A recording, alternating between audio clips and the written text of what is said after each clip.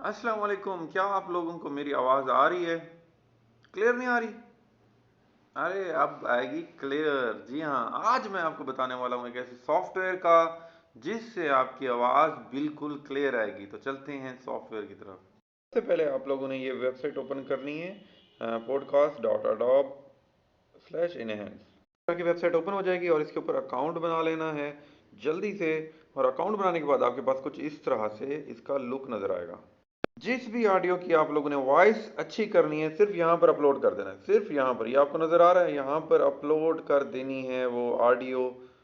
जैसे आप अपलोड कर दो विद इन सेकेंड यहाँ पर बटन आ जाएगा डाउनलोड का। जो आप अपलोड करोगे कन्वर्ट हो जाएगी ज़बरदस्त किस्म की ऑडियो में और आपकी बात बिल्कुल क्लियर होगी। मैं अभी आपको सुनाता हूँ जो मैंने स्टार्ट में बनाई थी वीडियो, उसी की आवाज़ कैसे क्लियर हुई है। अस्सलाम वालेकुम। क्या आप लोगों को मेरी आवाज़ आ रही है? क्लियर नहीं आ रही? अरे अब आएगी क्लियर। जी हाँ, आज मैं आपको बताने वाला हूँ एक ऐसे सॉफ्टवेयर का जिससे आपकी आवाज़ बिल्कुल क्लियर आएगी। तो चलते हैं सॉफ्टवेयर की तरफ।